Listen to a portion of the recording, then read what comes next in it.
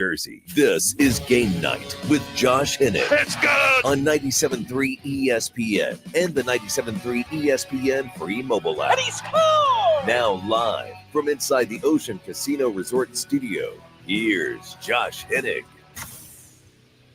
Hump Day Wednesday edition of Game Night on 97.3 ESPN FM and the 97.3 ESPN mobile app powered by First Bank of Sea Isle. Phillies keep on winning. Eagles at OTAs. And we're counting down to Memorial Day weekend. Glad to have you guys on board the show today. As always, you can join the conversation at 609-403-0973. Don't forget you can DM the show to 973 ESPN mobile app powered by First Bank of Sea Isle. It's a Weinberg Wednesday. Dave Weinberg will join me, and me and Dave are going to have a little bit of a debate because Dave Weinberg wrote an article at 973ESPN.com where he compared the 1976, the 1993, and the 2024 Phillies teams, because those are the three teams that all had the hottest starts in Philadelphia franchise history. And I got to admit, some of the choices for his comparisons between the position groups, don't agree on. So we will see what happens with that. But we got some Eagles stuff to get to as well before we hit on the Phillies here on Game Night, because I think it's very interesting that it's becoming more and more obvious to me that the problem with the Miami Dolphins had nothing to do with Vic Fangio. There has been a lot of questions and consternation about Fangio coming to Philadelphia, being an old school coach and all that goes with it. And what is very interesting to me is that yesterday, Javon Holland, the safety for the Dolphins, went out there and threw more shade at Vic Fangio. For those who didn't hear, Holland, or that you didn't hear, no one actually heard it. It was just written in different publications. But the quote from Holland is, and he's been one of the players who has been critical of Vic Fangio. He said that basically, the new defensive coordinator, Anthony Weaver, for the Dolphins, is a 180 from Fangio last year. And that Weaver is basically a guy that players enjoy talking to and dealing with more than Fangio. And that, basically Anthony Weaver is a better person, better human being than Vic Fangio. And there's been questions about, well, how is that going to work in Philadelphia? Well, I think Jalen Carter answered the question, because between him and Darius Slay today, they both endorsed the idea of playing for Vic Fangio. But Darius Slay is one thing. Slay is an older player. He's a veteran. He's been around a lot of different coaches. So maybe for a guy like him, he is still looking at football through a different lens than some of the younger players. But today we heard from Jalen Carter. And Jalen Carter gave a very unexpected endorsement to Vic Fangio. Take a listen. I'm all about old school football. If you know Apaka High School, where I'm from, the city of Apaka, our coach was old school with everything we did with running stadiums and stuff like that. So it's always been old school, hard work. I'm ready to be coached any kind of way, old school, new school, whatever y'all want to call it. Absolutely. It's an incredible perspective, because you can absolutely tell the difference between the whiny children with the Miami Dolphins and the man-child that is Jalen Carter. Between Carter and Darius Slay, they both endorsed Vic Fangio being the coach here. And I just want to clap back for a minute at all the people who are wondering, oh man, how is this going to work? What is going to happen with Vic Fangio and these young players in Philadelphia? If you watched Hard Knocks last year, you saw that team was a reflection of their head coach. And their head coach was basically a hipster. Okay? That's basically who and what he is. He is basically a guy who is modern and cool and trendy. There's no real substance with Mike McDaniel outside of being a very intelligent, high-functioning football mind, okay? You're bringing in a guy in Vic Fangio where everywhere he has been, players have never complained about him. Chicago, Denver, San Francisco, New Orleans, even back to the USFL. Everyone except for the Miami Dolphins think highly and recommend this guy as a defensive coach. So I am going to continue to take the position that this defense will not only be better this year, that this defense is going to be exceptionally better than last year for a couple of reasons. One of them being Vic Fangio. Vic Fangio is going to bring back the type of structure and back to having the adult in the room that Philadelphia had with guys like Jim Schwartz and Jim Johnson.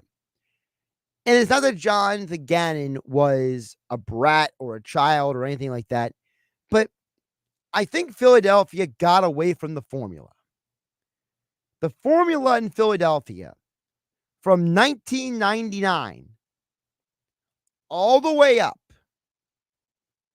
to 2020, the formula was, we are going to hire a head coach who is an offensive-minded head coach, and we're going to hire a defensive coordinator who will be in charge of the defense.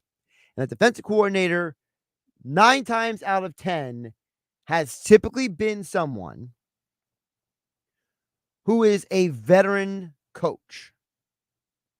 You know, for as much as we criticized Billy Davis, he was a veteran coach before he got to Philadelphia. And you look at Billy Davis's background, Billy Davis, who is older than Chip Kelly and had been around the NFL for basically decades. So the idea with Billy Davis was, hey, we are hiring a guy who will handle the defense so the offensive guy doesn't worry about it. A super historically veteran coach. By the way, for those who don't know, Billy Davis is currently the linebackers coach for the Houston Texans. So read into that what you will. But I digress. The deal is that up until John Gannon, every defensive coordinator Philadelphia had hired outside of John Gannon and Andy Reid with the Juan Castillo experiment, every defensive coordinator in this has had an extensive amount of experience or was promoted from within. It wasn't until John Gannon that Philadelphia started having this love affair with the young defensive-minded coach. And while Gannon worked, you could argue that Gannon has as much coaching experience as Matt Patricia and extremely more than Sean Desai, at least when it comes to being a position coach and a coordinator. So Philadelphia got away from the formula. Jim Johnson, Billy Davis, Jim Schwartz, even Sean McDermott was promoted from within and was considered the likely candidate for that job. And he was scapegoated at the end. You are finally getting back to the formula that works. And that's why Fangio is going to work, one, for me. And number two, let's be realistic. The personnel on this team just wasn't good enough last year. They gambled with the safety position and it blew up in their face. So they had to bring back C.J. Garner-Johnson. They gambled with the depth at the cornerback position last year, and they have gone in the opposite direction when it comes to when it comes to the type of talent that Philadelphia has at cornerback for this team. So I'm personally looking at this defense and saying they can be better. They will be better. And I think that for Miami, the reason why they're happy that Fangio isn't there anymore is because Fangio held them accountable. What a concept.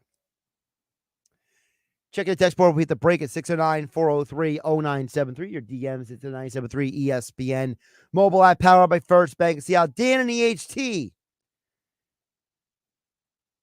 chimes in and says, sounds to me like Fangio is just a better leader than Desai. Gannon was young and innovative, but they tried that with Desai, and it doesn't always work. You're 100% right. They looked at the Gannon experiment and said that worked out, so we'll just try that again. You're right, Dan. That is pretty much what happened.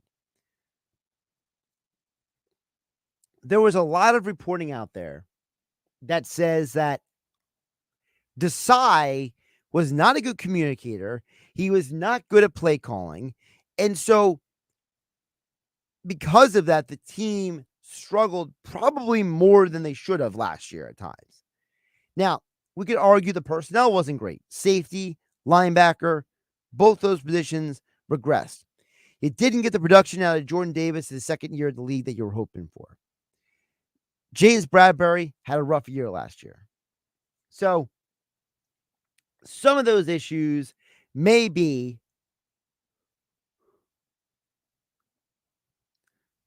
some of those issues may be personnel driven. But I do think that Fangio is an extreme upgrade over Desai for another reason. You go through Vic Fangio's coaching history and you realize that, sure, nobody is perfect, right? But Fangio has a very impressive track record as a coach. Remember, this is a guy who has been a defensive coordinator for not one, not two, not three, not four, not five, but 6 different organizations. You go through the 23 years of him coaching since he left New Orleans to be defensive coordinator in Carolina in 95. And you realize real quick that this guy has had a top tier defense. Top tier.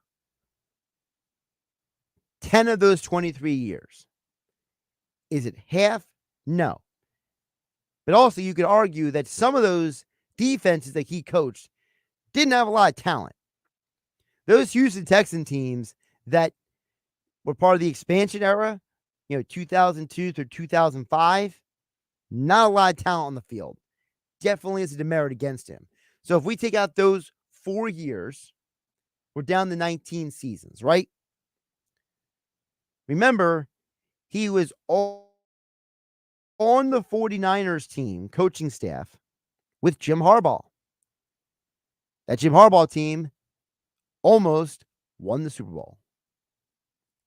That's who Fangio is. And when Harbaugh left San Francisco, Fangio left as well. That's when he landed in Chicago. And that's when the league started noticing, wow, look at what he did in San Francisco. Look what he did now doing in Chicago. This guy's really good with linebackers. He's really good with safeties. He's really good at putting guys in a position to be successful. Because remember, again, when you're coaching for a not good team in Houston, you're not going to get your best results. I think that's part of the conversation needs to be had, is that you take out the 4 years in Houston and you realize Fangio is a really good coach. And I'm not too worried about him right now. We'll check back on the text board in just a little bit later. I see Andrew at Summers Point chiming in at 609-403-0973. But coming up next, Dave Weinberg will join us for a Weinberg Wednesday here on 97.3 ESPN FM, 97.3 ESPN mobile app powered by First Bank of Sea City. Wake up weekday mornings from 6 to 10 a.m. with Unsportsmanlike on 97.3 ESPN with Evan Cohen, Super Bowl champion Chris Canty, and Michelle Small. Can't wake up without it. Brought to you by the Gallery Bar Book and Games at Ocean Casino Resort in Atlantic City. With GMF Finance and qualified buyers excludes Corvette, excludes prior sales. At Bennett Chevy, Memorial Day is too important for just one day. So we're showing military appreciation all month long. Service members and veterans get to Bennett Chevy for up to an extra $1,000 off our incredibly low prices. New Chevys at GM supplier employee prices. Plus, you keep all the rebates. While most dealers give you either a discount or some rebates, Bennett gives you the real GM supplier employee price and all the rebates, saving you up to 10% off your new Chevy. And there's available 1.9% financing. And we'll pay you an astounding $10,000 minimum for any junk box you can get onto our lot. That's $10,000 for your worst trade towards any pre-owned in stock. Imagine how much we'll pay for good trades. And our non-commissioned sales team isn't paid more when you spend more. They're not paid on how much you spend at all. They're rewarded based on your satisfaction. Together, let's drive at Bennett Chevy, Egg Harbor Township, and BennettChevy.com. Hey, we're David and Greg Figueroa, founders of Melinda's Hot Sauce. Sometimes brand testimonials feel, well, unbelievable. So we have a fresh take. Tastemonials. Comments from real people on the internet who love Melinda's balance of hot heat and fresh, flavorful ingredients. At 2021 DoWork says, legendary. Nobody does it better. What was that? Sounds for fire emoji, touchdown emoji, and 100% emoji. Okay. At Snack Food Mafia says, I love how they were a thicker hot sauce and not some watery junk. Love it. At Mushroom writes, best hot sauce west of the Mississippi, also the best hot sauce east of the Mississippi. Pro tip, that's the whole United States. Finally, at IGP1 always says, smack so hard. We love to hear that as much as the FCC. Set your mouth on flavor with Melinda's Hot Sauces. Find them at your local retailer or online at melindas.com. That's MELINDAS.com. Summer starts now with Memorial Day appliance savings at Lowe's. Get up to 40% off. Plus, save an extra $50 on every $500 you spend on select major appliances from brands like KitchenAid. And right now, you can double your savings when you spend $2,500 or more. Shop in-store or online today because Lowe's knows home improvement. Offer valid through 6/5. Savings vary based on purchase amount. Exclusions apply. See Lowe's.com for more details. Pizza's here. Oh, great. I'd love some, but I'm worried about my stomach issues. If you're worried about having diarrhea, gas, bloating, stomach pain, or loose, oily stools, it may not just be stomach issues. It could be a condition called exocrine pancreatic insufficiency, or EPI. With EPI, the pancreas doesn't release enough enzymes to break down food, but EPI is manageable. Use the symptom checker on identifyepi.com and talk to your doctor. That's identifyepi.com. Sponsored by AbbVie. Save thousands at Matt Blatt Kia. Get out of your old trade today, even if you owe thousands more than it's worth. Go to mattblattkianj.com for more details. That's mattblattkianj.com. It's gotta be a Matt Blatt Kia. Powered by the all-new BetParks New Jersey Casino and Sportsbook app. BetParks.com. This is the Town Square, New Jersey Info and Weather Network. The Phillies look for their 5th win in a row tonight. I'm Nick Earnshaw with your South Jersey Sports Center. The Phillies are back in action at the bank tonight against the Texas Rangers for Game 2 of their 3-game set. Coming off the victory last night, the Phils will give the ball to Taijuan Walker, who will get the start. Walker is 3-0 with a 4.91 ERA on the season. Dane Dunning will be reinstated from the IL and get the start for the Texas Rangers. After Shams Charania reported yesterday that there is a growing belief that Clippers forward Paul George will stay in LA, Kevin O'Connor from The Ringer reports on the Bill Simmons podcast the Sixers think there is a real chance they could land the star forward. Teams can begin negotiating with free agents June 30th. The NBA playoffs will continue tonight with the Western Conference Finals beginning between the Minnesota Timberwolves and Dallas Mavericks. You can listen to that game right here on 97.3 ESPN at 8 p.m. For more Eagles, Sixers, Phillies, and Flyers, Download our free mobile app. Your forecast is next. New Jersey voters, there are 3 ways to vote in the primary election. Vote in person on Election Day, Tuesday, June 4th. Vote early in person starting Wednesday, May 29th. Or apply for, complete, and return a mail-in ballot. Details at vote.nj.gov. From the Town Square, New Jersey Info and Weather Network, I'm Chief Meteorologist Dan Zarrow. Our atmosphere stays steamy for one more day, and now we lift our eyes to the sky as some stormy weather potentially comes into view. So a chance of a pop-up shower or thunderstorm tonight. Looks pretty isolated. Partly cloudy and somewhat sticky, low 67. Better chance of thunderstorms will be tomorrow afternoon and evening. Increasing clouds, high 81. Sun and clouds and 80 looking good on Friday. Get weather 24/7 wherever you are. Download our free mobile app today. Looking for an incredible deal on gig speed internet? Now through June 24th, get the lowest price ever for Xfinity gig speed internet with unlimited data included. Bring on the good stuff. Switch at Xfinity.com today. Restrictions apply. Gig Wi-Fi requires Xfinity gateway. Actual speeds vary. This is Game Night with Josh Hennig on 97.3 ESPN and the 97.3 ESPN free mobile app. Check back at text board in just a bit. Andrew in Summers Point would check in at 609-403-0970 in just a bit. And your DMs into 97.3 ESPN mobile app powered by First Bank. And see up right now, as he joins us each and every week, Dave Weinberg is back for a Weinberg Wednesday extra point columns over at 97.3 ESPN.com. Dave, welcome back. How you doing today? Doing well, Josh. How are you? Beautiful day out today. I was going to say, did you get an 18 in today? No, I played 18 yesterday. Today I had to try to put roof racks on my car, and it didn't work throughout. So all right. What are you going to do? So is tomorrow bike day? Is that what we're going to do? Looking that way, yep. Yeah. Weather permitting. I don't know. If not, then maybe Friday or stand up paddleboarding. I don't know. We'll see. I mean, today is the nicest day we've had in like forever, it seems like. Yeah, it is. I mean, I was trying to get something done. I just couldn't figure out what, and then the day kind of got away from me. But that's all right. It happens.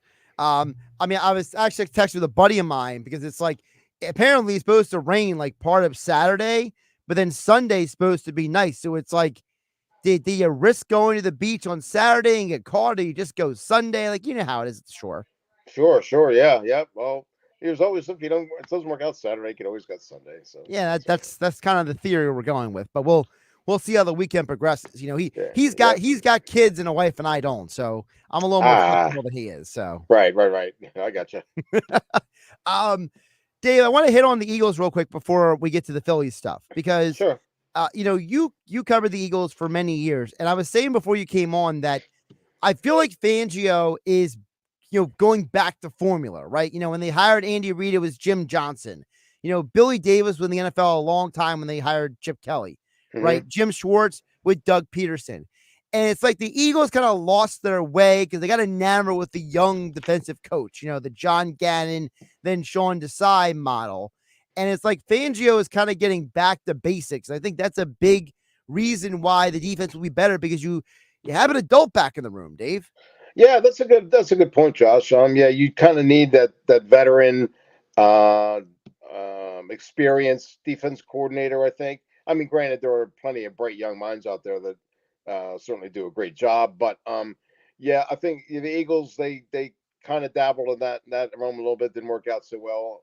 And you're right. I mean, it's I don't know. I assume Gannon would still be here if he didn't take the Cardinals job. I don't know, but yeah, this is this represents like a return to form for them, like you said, with the other guys that you mentioned, and now Fangio certainly fits that bill. So interesting to see how it works out.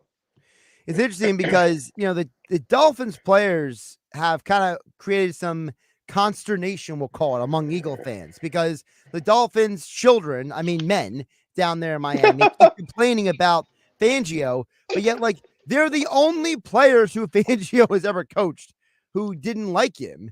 And today we had Jalen Carter and Darius Slay both come out and say, we love he's a hard coach. We appreciate hard coaching. We don't understand what the Dolphins players are complaining about. And it's like, it really makes you wonder that like people are so easily influenced by a couple of screaming children on the internet that like they forget that like the guy literally has like this long, extensive, successful resume as a coach, but we're going to let one stint in Miami influence us. Yeah, his reputation precedes him, right? You should probably go in the body of work rather than one disgruntled group. And yeah, by all accounts, he's a very good coach. He is tough, but sometimes you need to be that way. And I think it's probably a society thing, unfortunately, where these guys are so used to being coddled and I don't want to say soft, but they're not used to being yelled at or screamed at and disciplined. And when somebody comes in and does that, you're not used to it. You kind of balk about it. So I wouldn't read too much into it, though. I think I'd rather go with what the hundreds of other players have said about him more than what the Dolphins said. Well, that's what Fangio said as well. Fangio was talking about in his introductory press conference, Dave, that he doesn't think today's players are necessarily soft. He just thinks they're not being asked to do enough. That they're going through the levels and then they're not enough being demanded of them, which is interesting because that's kind of what Jalen Carter said. I wanted you to hear what Carter had to say because he's a young guy, right, Dave? He is a young player, and this is what he said about Fangio and why he's looking forward to the hard coaching. I'm all about old school football. If you know Apaka High School, where I'm from, the city of Apaka, our coach was old school with everything we did with running stadiums and stuff like that. So it's always been old school, hard work. I'm ready to be coached any kind of way, old school, new school, whatever y'all want to call it. Carter's saying that old school is good with him. Yeah. I mean, and that's good. It's good. It's encouraging to hear that there's a young player there that doesn't mind the more traditional approach to coaching. Granted, there's some guys who probably went over the line a little bit, but I don't think Vic is that way. I think he knows he just has a way of getting the most out of players, and that's his way. And hopefully the players will respond to it. It's interesting as well, Dave, before we move on to the Eagles, is that, you look at what happened this week. And I say should, we read into the fact that Bradbury is not at voluntary OTAs. I know it's voluntary, but I mean, I got to give Mike Gill credit. It does kind of got a little bit of Kerry Williams looking for sconces with his wife absence kind of feel to it. Yeah. I mean, they are voluntary, right? And, sometimes guys do miss it, but if I'm James Bradbury, I think I'm going to want to be there. Right. After the season I had last year, I think I want to get in their good graces as much, as early as I can. Maybe this means he doesn't expect to be there too much longer. I don't know, but yeah, that's funny. You give about the Kerry Williams sconces thing. That was one of my all-time favorite, not excuses, but alibis, I guess, for missing practices. I mean, that's an all-timer. It's like, why weren't you here? Oh, well, I was looking for sconces with my wife. And it's like half of us are all looking up like, what are sconces? Yeah, that was that way too. I had no idea. Yeah. Yeah, if I'm James, I think I mean, you can do what you want, but I think if I'm him, I would probably be there. Absolutely. Dave Weinberg joining us for a Weinberg Wednesday, covered the Eagles for decades, joining us here on Game Night on 97.3 ESPN at Dave Weinberg 19. And Dave, your latest extra point column at 97.3 ESPN.com, where you talked about how the 2024 Phillies have done something only two other Phillies teams have done, the 93 Phillies and the 1976 team with this hot start. So before you and I start digging into the neater elements of the comparison you did, for you, what makes this team this year special?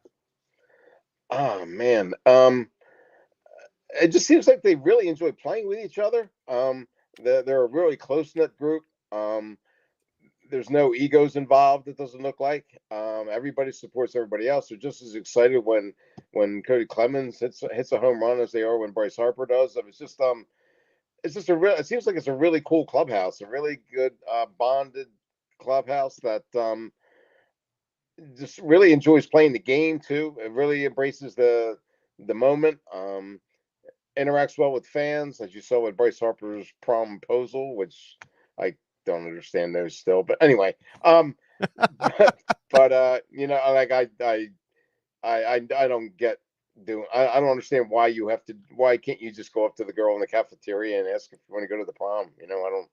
I don't know why it's Well, got to be a big production. But I think part of it is, Dave, is the fact that, and I'm not saying this to be dismissive, but like guys like you and I, we cover sports. Mhm. So it's like, to us, we look at Bryce Harper showing up and helping us as like that's silly. That's unnecessary. Like that's not even, that's like pointless almost. Whereas to Right. these people, it's like the biggest thing since sliced bread.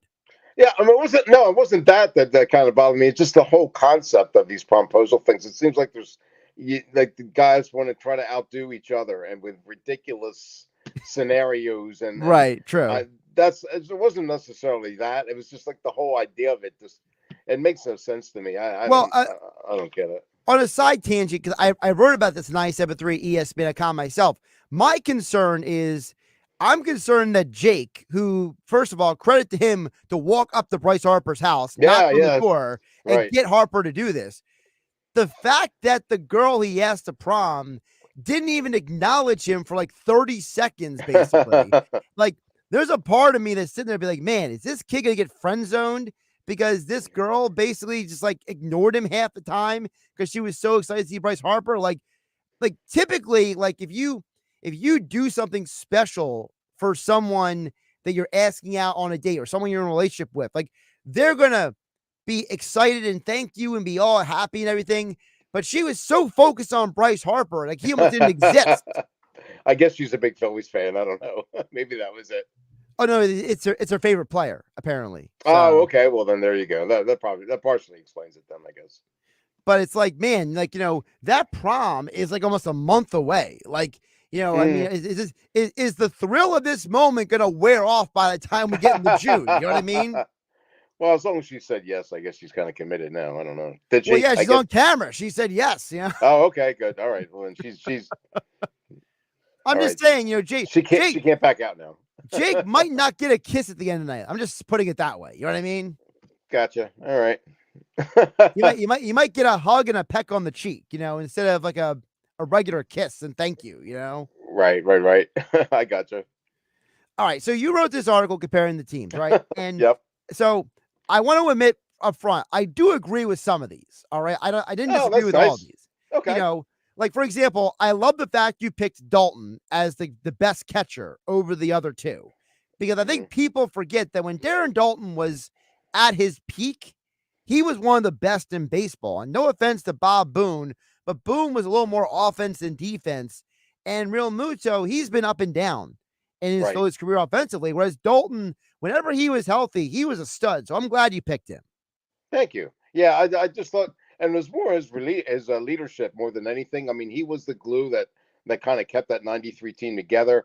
There was a bunch of strong personalities, a couple of wild guys, Dykstra and what have you. And Darren was that way too, to a point, but he also knew how to get down to business when it was time, and he's the one that kind of kept that team together, I thought. So first base. So for those who didn't see the article, Extra Point column 97.3 ESPN.com, Dave picked the best position player from each of the three teams. So he picked Darren Dalton for catcher. Mm-hmm. He picked Bryce Harper for first base, which I also agree with. And honestly, if you're picking anybody else, that's more of a nostalgia pick than anything else. I mean, Harper. Yeah, I mean, to be honest, I was a big, huge. Well, he was Richie Allen to me, even, and he played third base as far as I was concerned. He was like 105 years old when he played for the for the 76 team. So he was very much near the end of the career. Yeah, yeah. I like the fact that you didn't let recency bias get you on the Dave Cash pick, because people forget that Cash was a top tier second baseman in the 70s. Mm-hmm. Yeah, I mean, Bryson Stott's having a tremendous year, but he's not Dave Cash. So when Dave Cash was not Joe Morgan, but he was better than pretty much everybody else. Yeah, I mean, I think Mickey Morandini is more known for how Harry Callis said his name. Yes, exactly right. Yep. Right. Yeah, you know what I'm talking about. Mm-hmm. That was awesome. Yep. Yeah, so the shortstop is probably where my first disagreement is, because okay, I would have gone Trey Turner, because like you mentioned in the article, Turner's the most talented player. And I think that if I'm trying to build a top to bottom lineup, I like Trey Turner in that lineup. Yeah, I can see your point there. I mean, but he's not in the lineup, right? He's hurt. So right now he is, but yeah. And I remember getting off to a terrible start last year, and obviously turned it around and had a great year. I mean, he's a great player, no doubt. I don't know. I was always a big Larry Bowa fan, so I guess that's probably what that was just one of my heart over my head kind of deals in that one, I think. Gotcha. Anyone who picks anyone but Mike Schmidt at third base is an idiot. So we can move on from that. Even though Bohm's having a fantastic year. Bohm is having an amazing year, but Bohm right now is fourth in the MVP odds. So really, yeah, I can see that. Yeah, read into that what you will, because right now the odds are Mookie Betts and Ohtani at the top, and then you got Harper and Bohm just hanging out right there. So, I mean, he probably won't win it, but I mean, he's going to at least be an all-star and potentially get some votes. So, right. Left field is interesting because, I had a buddy of mine call me on this. But... Yeah. So, like Lazinski, he was better in the 76, 77, 78 seasons than he was in the 80 season. Yes. So, but at the same time, Schwarber's a monster. So, like, it's like how do you wage one versus the other when they're both power hitters? Yeah, that was my I couldn't figure out what to do because Schwarber doesn't play left field anymore. So I wasn't quite sure how to, and there was no DH obviously in 76 or 93. So I couldn't figure out where to put Schwarber in that. I mean, I didn't do a bench comparison, which I probably should have done. And in that realm, that would have been Schwarber's strength. But I don't know. That was a real tough one for me. And then I had a buddy of mine say that, Incaviglia was the left fielder in 93, but I just went by. You look at the stats; he was usually coming off. He wasn't a full-time player. He didn't start every game, so that's why I went with Lazinski. The problem with the 93 team was half the team was not a full-time player. Like, yeah, true. They platooned a lot. Yeah. I mean, Morandini and Duncan platooned, and then Duncan and Stocker at one point platooned, and then it was Thompson and Incaviglia, and it was Eisenreich and whoever else. Thompson went in right field sometimes too, for goodness sake. So Yep. I mean, it was even there were games that Kruk didn't play, and they put Ricky Jordan at first base. Yeah, that's true. Yep, very true. So I can't blame you too much for that one. The Incaviglia versus Thompson, I can't hate on you too much for that. Okay. Yeah, Dave Weinberg joining us. So far, you haven't agreed with me on two, right? Shortstop and left field, is it? Shortstop and left field. Or you do agree with me with left field. You're kind of torn. Schwarber and Lazinski. See, it's hard for me too because, like I said, Lazinski's best years were those that run. You know what I mean? How old were you in 1976, by the way? I wasn't. Okay. All right. That's what I figured. All right. How about 93? You're like kindergarten? No, I was older than kindergarten. I was doing math on the radio, not my best strength here. What year were you born? I was 8 or 9. So okay, all right. The 93 team was like because my first baseball game was either 90 or 91, and I remember it because Terry Mulholland was pitching that day against the Mets, and they beat the Mets. Oh, okay. Yeah, I remember that. And that was when they wore the maroons. And so 93 was like the first time that like the Phillies felt like they were winning and they were fresh and they went to the lighter red instead of the maroon red and all that stuff. So, although I think they went to the lighter red in 92 initially, but not 93. But, all right. Not to digress too much. My first game was, I think I might have told you this, 1968 at Connie Mack Stadium. It was the Phillies against the San Francisco Giants. Juan Marichal, again, he's being compared to Ranger Suarez now. Yep. Juan Marichal against Chris Short. They had Willie Mays. They had Willie McCovey. They had Orlando Cepeda. And Willie McCovey was the tallest guy I ever saw in my life. But what really struck me, which I know you can't relate and a lot of other young listeners can't, was the colors of the stadium. Because there was it was so bright and green because some games were like in black and white back then, honestly. And you listened a lot on the radio. That was my first time ever in a major league park, and it was so bright and colorful. The grass was so green. I mean, it just took my breath away. I'll never forget that. And the Phillies won like 13-12 or something like that. Yeah, I didn't get that game. I think my game was like 5-3 or 5-2. It was one of those two. It was a much closer game. Like I gotta look up who pitched for the Mets, but I remember the Phillies struggled to score some runs in that game. And Gotcha. Mahalan, I remember him picking somebody off at first base. You know how Terry was, with the slide step. So that was my first game. But okay, so my biggest disagreement though is center I'm field. sorry. Center You're field. not going to disagree with Gary Maddox. I don't want to hear. I am. Oh my gosh! Because Lenny Dykstra was an MVP candidate that year. I don't care. He's a moron. I am removing him, the person, from him, the baseball player. Okay. No, Gary No, I'm sorry. No, I'm not chasing it. I mean, I gotta pull it up, but Dykstra was second or third in the MVP voting. I got your point. I understand your point. I can't go against Gary Maddox. I just can't.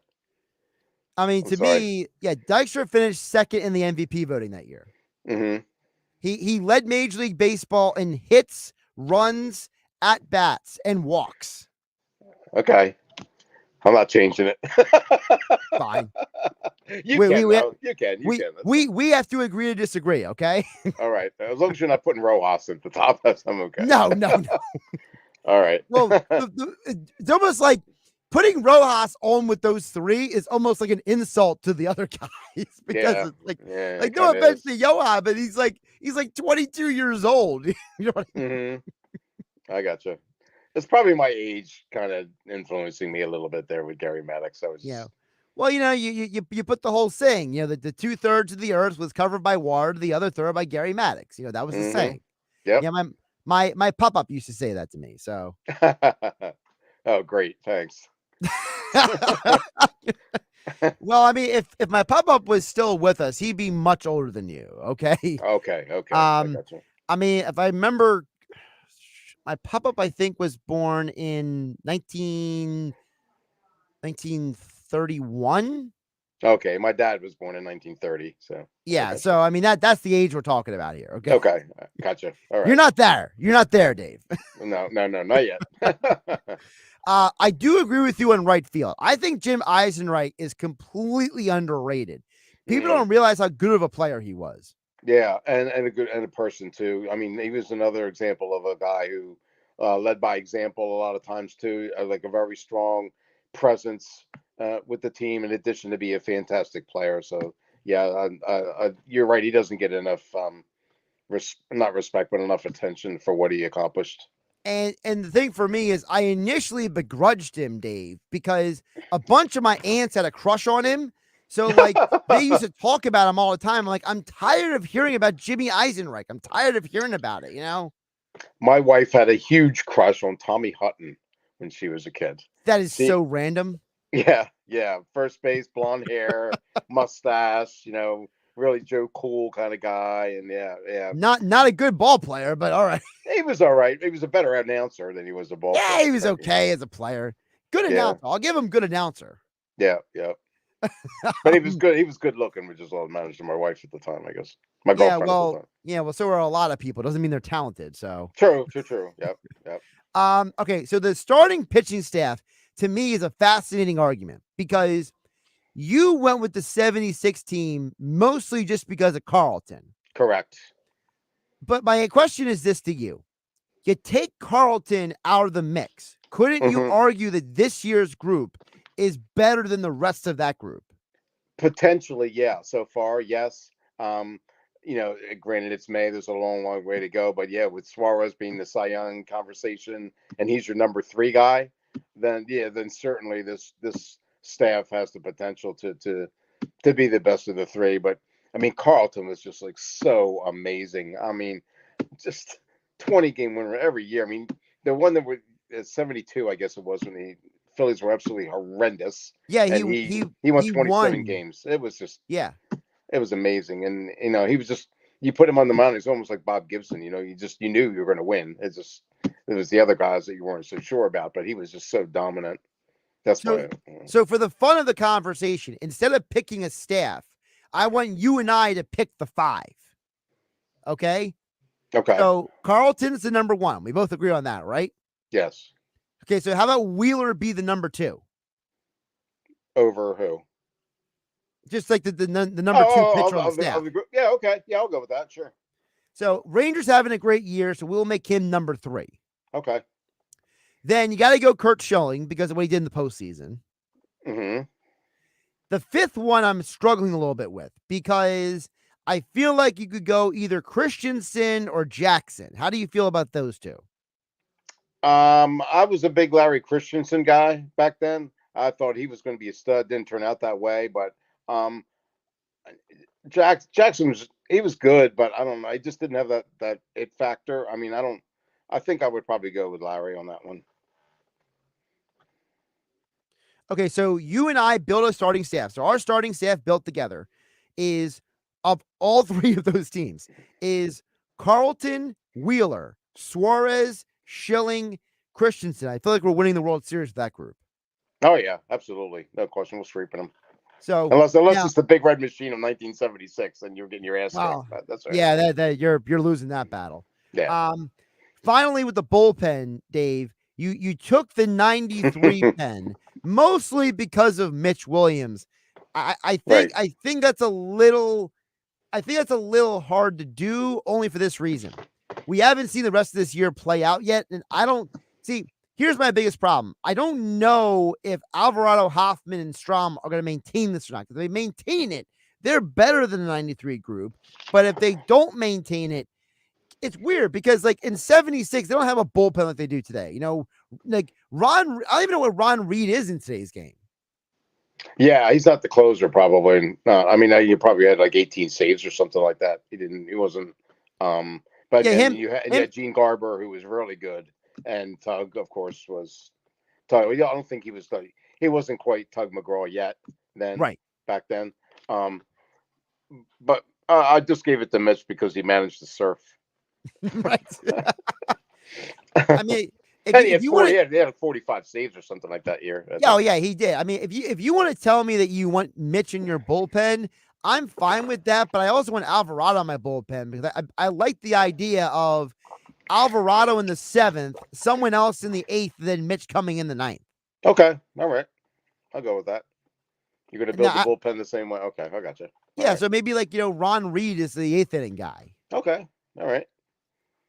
So, do you remember Gene Garber at all? No. I got to admit, every time I've watched old Phillies games, I can't tell you a time I ever remember Gene Garber pitching in an old Phillies game I've ever watched in my life. Sidearm right-hander, really good pitcher. Like sidearm, submarine sidearm? Not quite, but okay. Just kind of like sidearm. Yeah, he was very good. So almost like David Cohn sidearm. Yeah. Gotcha. Okay. Yeah, there's different degrees to this. There's different angles. I gotta ask. Right. All right. So we figured out most of this. We came to some good conclusions. We worked through it, and we're better than the politicians did. We solved the world's problems here. Very good. What about manager? Manager, I mean that's up to you. I mean, if you want to go Fregosi, I feel Fregosi is a good enough pick just because he managed all the personalities. So yep, that's why I went with him. He doesn't get enough credit either. Yeah, I mean, there's a reason why Ozark was the manager in 76 and not the manager in 80. And I'll just leave it at that. Correct. So he's not even up for consideration. And I mean, Robbie Thompson has been the manager for a year and a half, basically, like 2 years. Like, come on. Yeah, I'm still not sold on him. So yeah. I almost went with 76 because Ray Ripplemeyer was the pitching coach, and I love that name, but That's another article. By Dave Weinberg. Yeah. Billy DeMars. Like Billy DeMars was like the third base coach or first base coach. I don't remember. Yeah. So you guys can check out the full article at 973ESPN.com. Dave, I appreciate you letting us go through the little exercise for the audience. Yeah, that was fun. My pleasure. Talk to you next week. All right, Josh. Thanks again as always. I appreciate it. Absolutely. We'll check back on the text board. Coming up next, 609-403-0973 in your DMs into the 973 ESPN mobile app powered by First Bank of Sea Isle City. Hey, South Jersey, this is Billy Schwein. Tune into The Locker Room every Saturday and Sunday from 10 a.m. to noon on 97.3 ESPN. Each weekend in The Locker Room, you will get passionate sports talk from a fan's perspective, along with interviews with some of the biggest names in sports. That's every Saturday and Sunday from 10 a.m. to noon in The Locker Room with me, Billy Schwein, on 97.3 ESPN and the 97.3 ESPN mobile app, because nothing could be finer than talking sports with a Schweiner. The Home Depot Depot has big savings on mulch this Memorial Day weekend, so you can really cover some ground beautifully. The Home Depot, how doers get more done. Drive the very best at BMW of Atlantic City. Upgrade your drive in a new 2024 X3 xDrive 30i. Lease for $649 a month with $5,339 due at signing. Or a 2025 X5 xDrive 40i. Lease for $999 a month with $6,629 due at signing. Drive both for 36 months with zero security deposit at BMW of Atlantic City. Closer than you think. Located in Egg Harbor Township. Online at bmwatlanticcity.com. Offers expire June 2nd. For more details, call 609-316-2393. Sorry, but we actually have a wait list for our Monstera. Shaw's greenhouse is really bringing in the green. We can't keep snake plants in stock. She needs a construction manager to build on her roots and grow. We could add a whole section for ferns. Here we'd have dahlias, dahlias, and more dahlias. Indeed can help her hire great people fast. I need Indeed. Indeed you do. You can schedule and conduct virtual interviews all from your employer dashboard. Visit Indeed.com/credit and get $75 towards your first sponsored job. Terms and conditions apply. Why'd the kid jump off the boat? I don't know. Why? Peer pressure. Oh, good one, Ned. Ned isn't funny, but Ned owns a boat, and you don't. So every time Ned tells another one of his unfunny boat puns, you're going to laugh loud and keep on laughing until you get a boat of your own. A pier where you put a boat. Yeah, I get it. And when you do get a boat of your own, make sure you save money by bundling it with your home, auto, or other vehicles with Progressive. Progressive Casualty Insurance Company affiliates and other insurers. Not available in all states. Do you have a job? Do you have $199? Do you want a brand new Nissan? Oh yeah, it's on at Matt Blatt Nissan. Stuck in a loan or lease? AJ the Trademan can get you roll-leased, even if you owe thousands more than it's worth. Then drive home in your new Nissan Altima S or Sentra SV for only $199 per month lease with zero security deposit and only $29.99 due. That's a brand new 24 Nissan Altima S or Sentra SV that gets up to 39 miles per gallon for only $199 per month. And don't forget the Matt Blatt Nissan Peace of Mind 4-day love it or leave it return policy only at Matt Blatt Nissan.com. On approved Tier 1 credit through NEMAC. Negative equity will be refinanced into new vehicle plus tax tag and $589 doc fee. Offers can't be combined. Call 877-289-6670 or go to MattBlattNissan.com for complete details. VIN RY229097 and RN330138. Central lease selling price $25,509. Ultimate lease selling price $27,829. Offer ends 6/5/2024. It's on at Matt Blatt Nissan on the Black Horse Pike, Egg Harbor Township. Are you annoyingly inattentive? Do you watch a movie and then ask a zillion questions because you weren't paying attention? Do people ask, how do you sleep at night? Then you should get a mattress from Mattress Firm. They can help anyone sleep. Get to Mattress Firm's Memorial Day sale and get a king bed for a queen price. Save up to $700 and get a free adjustable base with select Sealy mattresses, all with free and fast delivery. Get matched at Mattress Firm. Sleep at night. Restrictions apply. See store or website for details. I'm getting vaccinated with Prevnar 20, a Pfizer vaccine. So am I, because I'm at risk for pneumococcal pneumonia. If you're 19 or older with chronic conditions like asthma, diabetes, COPD, or heart disease, or are 65 or older, you are at increased risk for pneumococcal pneumonia. Ask your doctor or pharmacist about Prevnar 20, pneumococcal 20-valent conjugate vaccine. It can help protect you against pneumococcal pneumonia in just one dose. Even if you've already been vaccinated with other pneumonia vaccines, Prevnar 20 may help provide added protection. Prevnar 20 is approved for adults to help prevent infections from 20 strains of the bacteria that cause pneumococcal pneumonia. Continued approval may depend on a supportive study. Don't get Prevnar 20 if you've had a severe allergic reaction to the vaccine or its ingredients. Adults with weakened immune systems may have a lower response to the vaccine. Side effects include pain and swelling at the injection site, fatigue, headache, muscle, and joint pain. For full prescribing information, please call 1-855-213-2138 or visit Prevnar20.com. Summer is around the corner, and Broadlee's Plumbing, Heating, and Air Conditioning is ready to keep you cool. Call to schedule your AC tune-up before the busy season arrives and ask about their family comfort plan for extra savings and same-day service all summer long. Looking to replace your AC system? Take advantage of 0% financing and rebates up to $1,500 on select equipment. Don't wait for the summer heat. Call Broadlee's today, your local factory-authorized Bryant dealer at 609-390-3907 or visit Broadleys.net. Bryant, whatever it takes. Now, more Game Night with Josh Hennig on 97.3 ESPN and on the 97.3 ESPN free mobile app powered by First Bank of Sea Isle City. As promised, I'll check back at the text board one more time before we run out the hour here at 609-403-0973. Andrew in Summers Point chimes in, but my biggest worry with the Eagles is not Fangio. It's the players' inexperience. Andrew, I understand where you're coming from. The only reason why I'm not too worried about that is because I think this team did enough to retool to offset the Jalen Carter, Bryce Huff, that kind of inexperience. I think guys like Orlin Burks, Zach Baum, they're under the radar veterans. I think bringing back CJ Gardner-Johnson is going to be a huge deal for that secondary. So in those areas, I'm not worried about the inexperience. Where I am worried about inexperience is on the offensive line. We can get into more of that another time, Andrew Summer's point. But for me, I look at Cam Jurgens and Tyler Steen with some question marks right now. Dan EHC says, 1/3 of the season in, I got a Ranger for all-star game starting pitcher, Cy Young, and MVP of the National League. Well, Dan EHT, that's a little wild, my friend, because pitchers rarely win MVP. They only win MVP when there's no obvious hitter to go to. And right now, with the way Mookie Betts, Shohei Ohtani, Bryce Harper, and Alec Bohm are all playing, to me, they're MVP candidates far and away past Ranger is right now. But Cy Young, all-star game starter, yeah, I can see those. And finally, anonymous texter sent it in and said, so how are you 9 years old in kindergarten? Ha, ha, ha.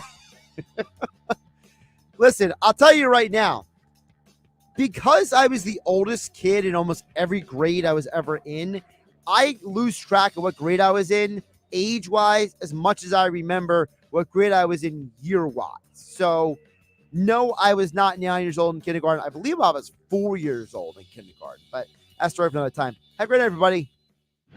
The Western Conference Finals on ESPN Radio. Steps left, three, bang, bang, bang, bang. Luka Doncic. The Dallas Mavericks and the Minnesota Timberwolves go head-to-head in Game 1. If we continue to play Timberwolves basketball, it will fix a lot of problems that we may have with that team and what they do best. So I like our chances.